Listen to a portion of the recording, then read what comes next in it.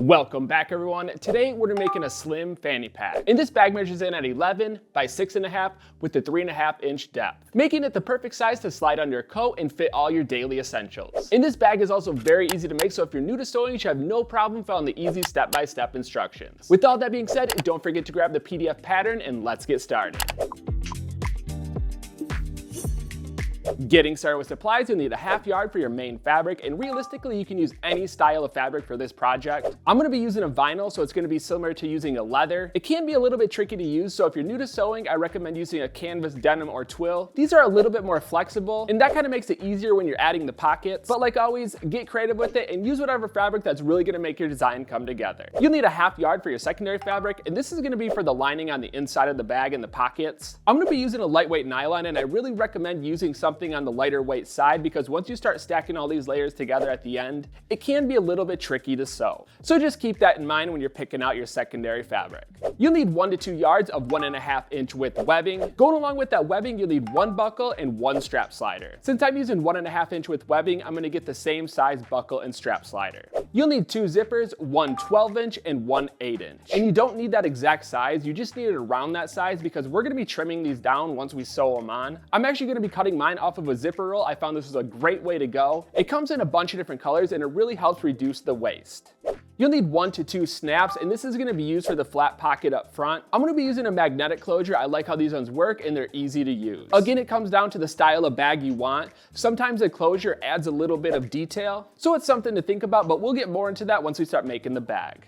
Lastly, you'll need your pattern. This pattern is available at properfitclothing.com. It's super easy to use. All you have to do is download it, print it off, tape it together, and you're ready to go. Before you tape your pattern together, the best thing to do is to cut off the top and one of the side edges. This is going to allow you to overlap your pages for a perfectly aligned pattern. And once you have all your supplies gathered and your pattern printed out, it's time to move into cutting. And after taping your pattern together, it should look like this. Be sure to check your printer alignment for the best possible results. And from here, we're going to cut on the outside of the black line. And once you cut out all the pieces, you should end up with 2 front zipper pocket main panels, 1 cut out of your secondary fabric and 1 cut out of your main fabric. 2 front zipper pocket top panels, 1 cut out of your secondary fabric and 1 cut out of your main fabric. 2 front zipper pocket side panels, 1 cut out of your secondary fabric and 1 cut out of your main fabric. 2 front flat pocket flat panels, 1 cut out of your secondary fabric and 1 cut out of your main fabric. 4 front flat pocket side panels, 2 cut out of your secondary fabric and 2 cut out of your main fabric. 2 front flat pocket bottom panels, 1 cut out of your secondary fabric and 1 cut out of your main fabric. 2 front flat pocket main panels, 1 cut out of your secondary fabric and 1 cut out of your main fabric. 4 main zipper side panels, 2 cut out of your secondary fabric and 2 cut out of your main fabric. And lastly, 4 main body panels, 2 cut out of your secondary fabric and 2 cut out of your main fabric. Moving on to construction, we're going to grab the front flat pocket main panel and the front flat pocket side panels. Separate the secondary fabric from the main fabric, locate the sides of each of the panels, and we're going to place the right sides together, lining up the side edges. And this will be the longer edge on both of the main and side panels. With everything lined up, we're going to stitch the panels together at a 1/4-inch seam allowance. After stitching, we're going to fold open the side panels with right sides facing up. Locate the seam allowance, and we're going to push that seam allowance towards the main panel and add a top stitch. And we're not going to be doing this for the secondary fabric, only the main fabric. And keep in mind, I'm stitching directly on that seam allowance. By adding this top stitch, you can see that it really defines those edges, and that's what we're going for with this pocket. Slide it to the side along with the secondary fabric assembly and grab the front flat pocket bottom panels. Separate the secondary from the main fabric, and we're going to line these up on the bottom edge with right sides together. This panel should be the exact width of the main panel after sewing the side panels on. Sometimes this can change because you might not get the perfect 1/4-inch stitch as you're stitching, so you can just trim up the sides to match the size of your front main panel. But if done correctly, it should line up perfectly, and we're going to stitch that bottom edge at a 1/4-inch seam allowance. Just like before, we're going to open up the panels, locate the seam allowance on the main fabric side, point it towards the bottom panel, and add a top stitch. After adding the top stitch, locate the side edges of the bottom and side panels, and we're going to pull these 2 panels together, lining up those bottom side edges with right sides together. I like to place a few pins to ensure I get an accurate stitch because you want those edges perfectly lined up. For this stitch, we're stitching at a 1/4-inch seam allowance, and we're sewing right through that corner. After finishing up the stitch, pop the right sides out, and the bottom corners of the main fabric should be nice and square. From here, we're going to place the main fabric pocket inside the secondary pocket with the right sides together, lining up the main and side panels, and stitch the top edge at a 1/4-inch seam allowance. Pull the secondary fabric out around the main fabric so the wrong sides are together. Move to the top edge and line up the secondary fabric with the main fabric. If you're using a thicker fabric like a vinyl, you're going to want to place a few pins so that secondary fabric doesn't pop back out. And once you have that top edge perfectly lined up, add a top stitch. Feel free to add 1 or 2 based on the look you're going for. Before we move on, we want to separate the panels so we're on the wrong side of the fabric. Grab your magnetic snap or whatever snap you're going to be using. Since I'm using a magnetic snap, I'm going to be placing it on the wrong side of the secondary fabric as close as I can to the top edge, directly in the center of the main panel. When you have it lined up, stitch it into place. If you're using a snap button, then you're going to want to place it on your main fabric side. Because with the magnetic, you typically try to hide them in between the layers so you don't see the stitch marks. To complete the flat pocket assembly, we're going to combine both these layers by adding a zigzag stitch around the outside edge, locking together the secondary and the main fabric layers. And by doing this, it's going to help in future steps when we're placing this pocket and we're not having 2 layers flapping around as we're trying to set it. But for the meantime, we can place the flat pocket assembly off to the side and grab the front flat pocket flat panels. Separate the secondary fabric from the main fabric and then place the right sides together. Stitch the outside edge at a 1/4 inch seam allowance, leaving the top edge open. And to get these rounded corners to pop out nice, we're going to add cuts in the seam allowance around the corners. I typically add about 4 or 5, and that's going to split up that seam allowance so it doesn't bunch up and allows that corner to push out and become perfectly round. Flip the right sides out. If it's not perfectly round, you can restitch or you can trim a little bit more. Just like with the pocket, we're going to line up the outside edge and add a top stitch. Take your time going around those curves, try to make it as neat as possible. Since this is part of the flat pocket, we're going to be adding the opposite side of the magnetic snap. So the best way to do this is locate the center, and we're going to place it as close to that front edge as possible. And again, we're going to be placing on the wrong side of the main fabric with the magnetic side pointing out. Once you found that perfect spot, stitch it down. And if you are using regular snaps, you're either going to go just through the secondary fabric or you can go through both of the layers. But for now, that's going to complete the flat panel assembly so we can place it off to the side and grab our front zipper pocket top panels. Separate the panels, and using the pattern, we're going to locate the zipper edge. It's going to be the longer side at the top of the panel. Grab your 12-inch zipper, and this zipper just has to be longer than the width of the panels because we're going to be snipping the ends. Place the right side of the zipper to the right side of the main fabric on the zipper edge, and the right side of the secondary fabric to the wrong side of the zipper, sandwiching the zipper in between both of the layers and stitch at a 1/4 inch seam allowance. Fold the wrong sides together, lining up the outside edge of both the main and secondary fabric. Place a few pins so the layers don't shift around, and from here we're going to add a top stitch on that zipper edge. And for a perfectly even stitch, I recommend using an edge presser foot. And next we're going to grab the front zipper pocket side panels. Locate the sides, and these sides should line up perfectly with the sides of the zipper assembly. Place the right sides together, lining up the side edge, add a few pins, and then we're going to pull that fabric back and do the same thing on the opposite side. And since these panels aren't the same length, it really helps using pins so you can keep them lined up as you sew. Stitch all the panels together at a 1/4 inch seam allowance. Flip the right sides out, double check to make sure all the layers got stitched together. If everything is looking good, we're going to move to the new side seams, pull the seam allowance down towards the side panel, and add a top stitch on both of those new seams. You will be sewing over the zipper, so just take your time as you're stitching. Real quick before we move on to the next step, we're going to flip the wrong sides back out, locate the zipper ends, and trim them flush with the seam allowance. Slide the assembly to the side and grab the front zipper pocket main panels. Separate the panels, and using the pattern, we're going to mark the centers at both the top and bottom edge. Place the main fabric on the secondary fabric with wrong sides together. Add a few pins to keep the layers from shifting around. Grab the zipper assembly, flip the wrong sides out. Line the zipper pocket main panel up directly in the center of the zipper. Add a few pins around the outside edges and the curves. If cut and sewn correctly, the circumference of the main panel should be the same circumference as the zipper assembly. And from here, we're going to stitch around the outside edge at a 1/4 inch seam allowance. After stitching, double check, make sure all those layers got stitched together, pop the right sides out. See if all the corners are looking good, because you can always go back, restitch, and try it again.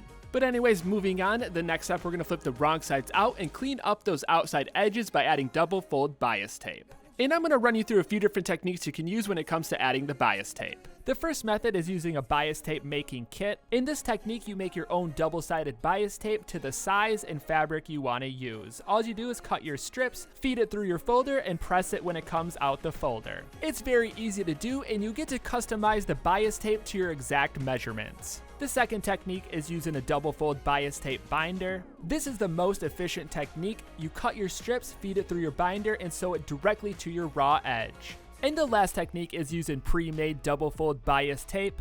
You are limited to colors, but it's very easy to use. You fold it over the edge and stitch it down. And you want to make sure you apply it all the way around the outside edge. And I'm using the bias tape attachment. This is a great way to go if you plan on making a lot of bags. And I dedicated a machine entirely to this step so I don't have to swap out that attachment tool every time I use it. And doing it this way is a way better way to go than just an average lining because you're adding a whole nother stitch on that seam allowance, and it's going to make those corners pop out a lot more by adding that fabric on the inside. And again, the bias tape is not mandatory, but it really adds the final detail and makes the inside more professional. Flip the assembly around to the back side, and we're going to do the same thing as the flap pocket by adding a zigzag stitch around the outside edge. That's going to complete the front zipper pocket so we can place it off to the side, and grab the main zipper side panels. Separate the panels, grab your 8-inch zipper and your main body panel. The goal is to get the zipper assembly the same width as the main body panel, so we're going to be using it as a reference to make our marks. After the panels are sewn on, we want them to be the exact width as the main body panel. So by lining the zipper panels up on the zipper next to the main body panel, we can get a more accurate mark. After making the measurements, we're going to sandwich the zipper in between the secondary and main fabric right on that mark and stitch at a 1/4 inch seam allowance. Remember to include your seam allowance within your mark so that way when you fold the ends back out, it's going to line up perfectly with that main body panel. And that's what we're going to quickly do next before we add our top stitch. We're going to fold those panels out so the wrong sides are together, grab the main panel, line it up. If for some reason it turns out a little bit too long, it's no worries, you can snip those side panels to match the width of your main panel. Once your zipper assembly matches the width, we're going to add a top stitch to both sides. And take your time going over the zipper. Just like in the previous step, we're going to separate the panels from the zipper and trim the zipper ends flush with the seam allowance. Then we can slide the zipper to the side and grab the main body panels. Separate the panels, and to start we only need one of each so we can place the other two off to the side, locate the zipper edge at the top of the panel, and that's where we're going to attach our zipper assembly. So place the right side of the zipper to the right side of the main fabric and the right side of the secondary fabric to the wrong side of the zipper. With all layers lined up, we're going to stitch at a 1/4 inch seam allowance. Flip the wrong sides of the main body panel together, lining up the outside edge. Place a few pins and add a top stitch along the zipper edge.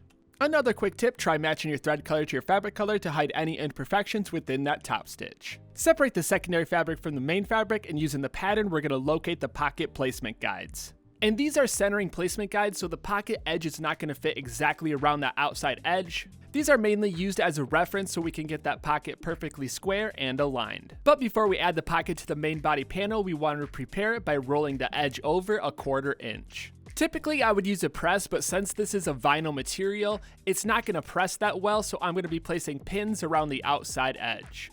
With the flat pocket done, we can place it off to the side, grab the zipper pocket, and do the exact same thing. Roll the edge over a 1/4 inch, and pin it down, or press it if you're using a canvas or a twill. The next thing I'm going to do is line up the pattern with the main body panel and mark out the pocket placement guides. Again, the pocket won't fall exactly on these lines. These are just to give me an idea where to place that pocket so it's centered on that side of the bag. Then you just simply pin the pockets down within the placement guides, and remember you want that rolled edge to be on the inside touching the main body fabric. Realistically, you can place these pockets anywhere on the main body panel and you can change the size of the pockets. You just want to make sure you give yourself enough room around the outside edges so when we sew the main body panels together, we're not stitching over a pocket. But anyways, once you're satisfied with your pocket placement, we're going to stitch the outside edge of each pocket with the top stitch. And I recommend matching the width of your top stitch in previous steps so that way it looks uniform throughout the bag. This step can be a little bit tricky if you're using a thicker fabric, so take your time and use a heavier weight needle if you need to.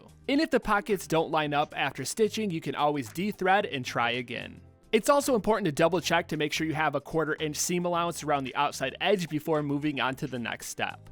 This is the hardest step, so once you have this out of the way, it's time to move on to adding the flap. When it comes to the placement of the flap, you can use the pattern as a reference, or you can base it off of your magnetic snap.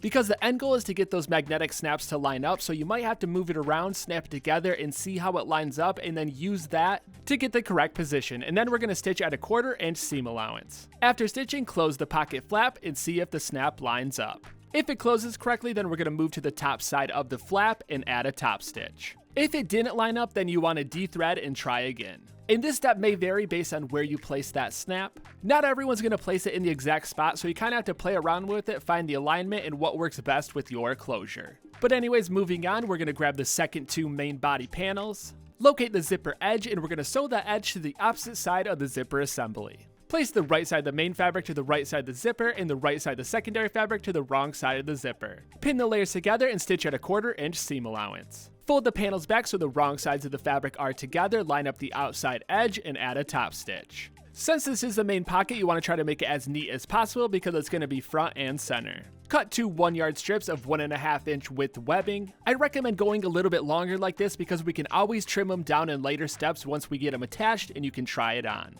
We'll be placing these on the sides of the main body panel, and the position is really up to you. I'm placing mine just above the middle because with the weight of the pockets, just above the middle is going to help keep that bag centered as you're wearing it. But this is something you can kind of play around with. From here, we're going to separate all the layers so it's just the main body panel.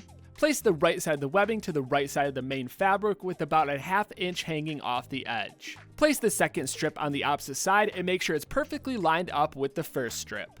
Then we're going to lock them into position by stitching as close as we can to the outside edge. After stitching, double check, make sure they're both lined up. If everything is looking good, move the webbing towards the center of the bag. Grab just the main body, main fabric layer, pull it down to line it up with the opposite main body, main fabric layer. Do the same thing for the secondary fabric. And when it comes to the zipper sides, you want to line them up perfectly with right sides together and place a pin. Repeat this for the opposite side and then all the way around the outside edge. And then we're going to stitch around the outside edge at a 1/4 inch seam allowance, leaving about a 4 to 5 inch opening in the secondary fabric top edge. And this opening will allow us to pull the right sides out after we stitch all the layers together. So it's very important to leave about a 4 to 5 inch opening. And take your time, try to keep everything aligned as you're sewing. After finishing up the stitch, before we pull the right sides out, we're going to snip the webbing ends flush with the seam allowance. Locate your opening and pull the right sides out. Take a quick look around the outside edges, make sure all the layers got stitched together and there's no openings. If everything is looking good, we can open the bag up, pull the lining out, locate the opening, and we're going to seal it off by rolling those 2 layers inward so the right sides are together. Place a few pins and add a top stitch to seal off the opening.